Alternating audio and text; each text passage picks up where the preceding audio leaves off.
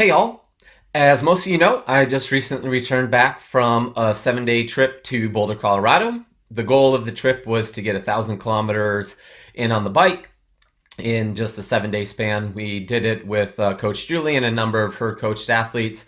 I'll post a link below to a couple of videos that Tim O'Donnell and his crew did put together on the week. We had quite a bit of fun, so you can check out those videos for some highlights and lowlights if you want. But the purpose of this video is to talk a little bit about my run form and what I'm doing to address it, my current philosophies, and that type of thing.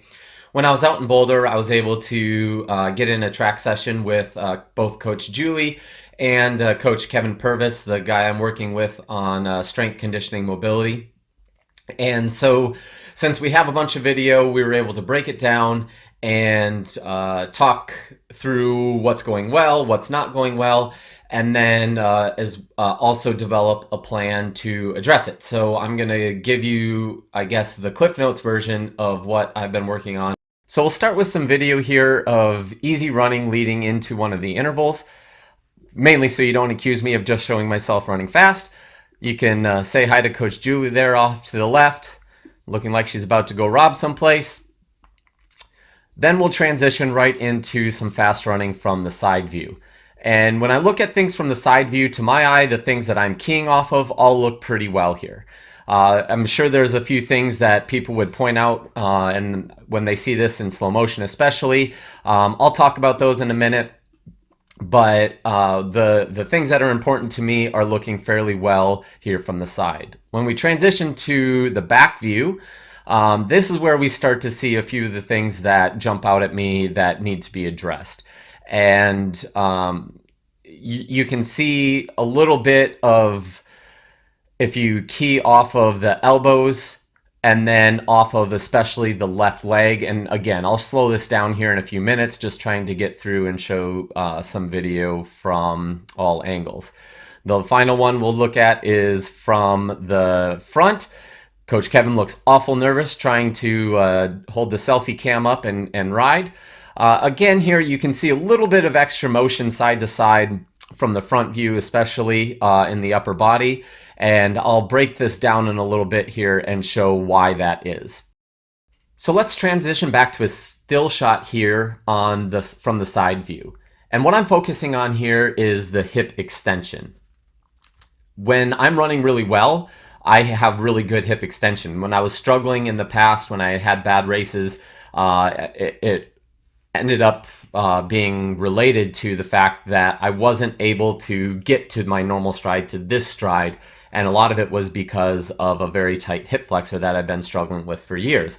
I think we've gotten on top of that now. And here you can see, again, there's a good amount of hip extension. There's almost a 90-degree angle if you look between using my front knee and the back knee. And I do get a lot of comments about how my stride length is probably too long and how it's definitely not textbook. I get a lot of questions about what my stride per minute is and things like that. That's honestly not a metric that I've ever really found value in tracking. And here's why.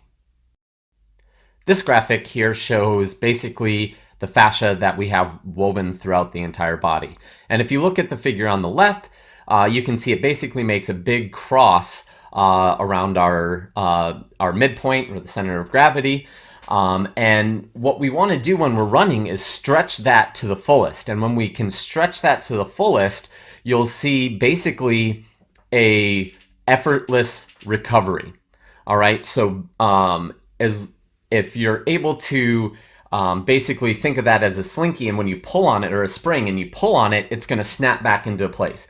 And when you're running, when the hip, say the right hip flexor or the right hip is extended, and then we take the left shoulder and move it back, that creates tension.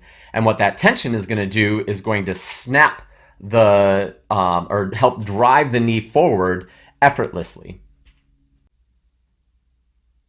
So if we go back to the side view and slow it down, what I'm talking about is here when say, focus on the right leg, when the right leg is fully extended, and then when it comes all the way forward to being fully flexed, That basically, if you're using your body's entire range of motion, if you're able to harness that, you can basically make that recovery completely effortless. And what you'll see is I'm almost kicking myself in the butt with every step. And that's not something that I'm consciously doing. That's just happening automatically as a result of basically harnessing the body's elastic energy and putting it to use in kinetic energy. So we create a spring, we stretch it out, and then it snaps back into place. And when you're able to do this on every step, then you're able to run much more efficiently.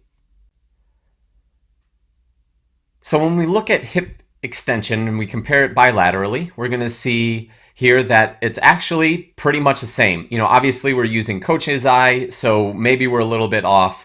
But the way I'm going about getting that hip extension is different. And if you look at this graphic, you can see that I'm compensating on one side. All right, and I'll talk about that a little bit more when I go to views from the back. Before I go on any farther, obviously I need to address the elephant in the room, the thing that everybody points out every time I post a picture of Instagram, and that's, oh my gosh, I'm a heel striker. Don't I know how inefficient that is? Don't I know how terrible that is? Well, it turns out if you literally fast forward 100th of a second, I'm landing pretty flat. Even if I was, and I do when I'm running at like Ironman pace or marathon pace, I do strike on my heels a little bit, but that's really not a huge issue to me. It's not ever something that has bothered me beyond the hundreds of comments I get every time I post a picture with that looks like maybe I do touch my heels to the ground.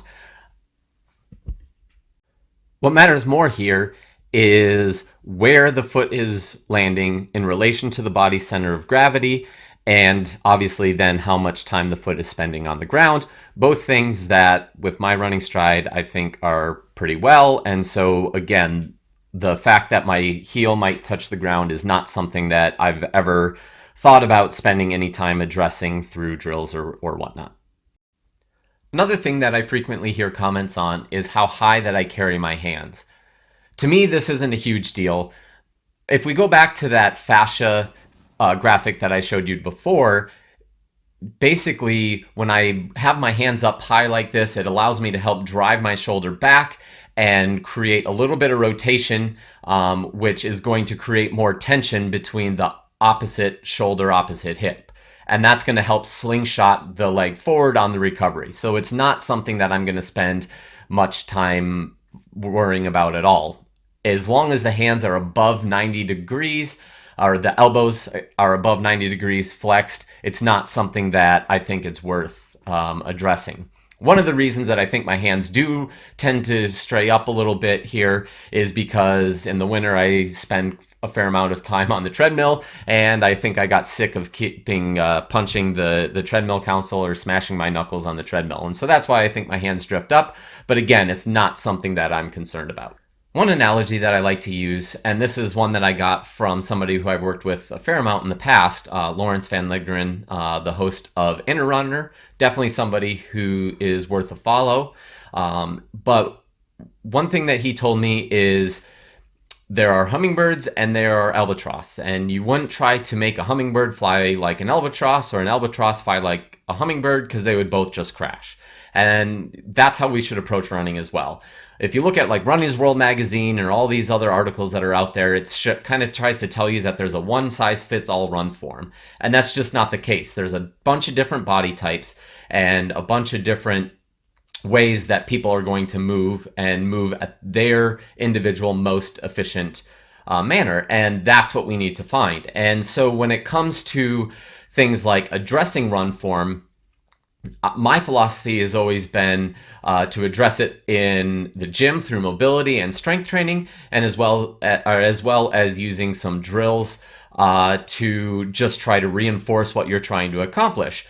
But it's not to all of a sudden quit running until you have mastered what the Runner's World magazine says that your run form should look like. As a coach, I've seen a number of athletes come to me who've been like, oh yeah, I've fixed my run form. Now all I have to do is get that 90 seconds per mile back that I've lost. And that's all just a fitness thing. That's really not. It's that you're trying to force yourself to run in the way that the body isn't made to move. And by trying to put everybody in one box, that's going to happen more and more often. So if we go back to the side view and really start to break down what I think that needs to be addressed with my stride, we can see here that, as I mentioned before, the hip extension on both sides appears to be about the same. We get about 90-degree angle between the two knees on both the left and the right. But if you look at the picture here on the right, when my left foot is on the ground, you can see that the pelvis stays relatively stable. And the one at the left, the pelvis rolls forward. And what that suggests is that there's still a good deal of hip flexor tightness on the right side. And so what I'm trying to do is compensate to get the same quote unquote extension in the left hip. I have to basically get that extra distance from my back, since the tightness there on the right side in the hip flexor. And this has been something that I've fought for years. So this hip flexor tightness creates a little bit of an imbalance, and that has to be counteracted by my arms. So you can see this especially when I go to the back view, how much of a difference and a gap there is between my elbows. It also has to be balanced out in my follow through in the recovery phase of the run. And you can see on the left side, it almost as if I'm kicking my calf with every stride. And indeed, I do have a callus there, because when I start to get a little bit tired, then I do start kicking myself on the follow through. It's important to understand, though, that these are symptoms of the problem, not the problem itself. So these symptoms are all a function of what you can see in this screen grab right here, in my point of view. And I guess Coach Kevin would agree with me, since he's the one that actually took the screen grabs and put the lines over them, right? You can see here on the right side, when my right leg is planted, my pelvis shifts, right? And this is a classic Trendelenburg sign. And if you look at the textbook definition here, that is going to suggest that that's because of a gluteus medius weakness, as you can see in this graphic here. We know from my time in the gym that my glute med is not weak. So what this tells me is that it's just not firing correctly, right? And so the fact that it's not firing correctly is what I need to address. And that's what I'm going to be doing through drills and through mobility, as well as the work that I'm doing in the gym. So in my point of view, this isn't a strength issue, it's a firing pattern issue. And again, with a firing pattern, it's not something that you can just think about and make it happen. It's something that has to be ingrained through movement under load. So that's just a few thoughts on where I think my stride is at right now. And for the next video, I'll go through the drills, some of the mobility work that Coach Kevin and Coach Julie have put together for me to help start to address these things. Again, I want to stress that I'm not trying to make these changes to get faster per se. That may happen, it may not. But really what I'm trying to do is make these changes for an injury prevention component.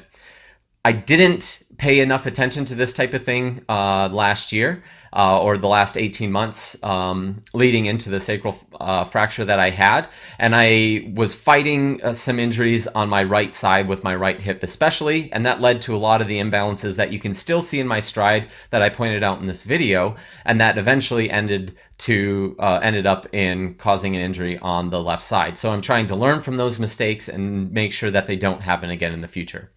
I hope you tune in to part 2 of this video where I talk about the drills and the mobility work that I'm doing to start to address these issues. Until then.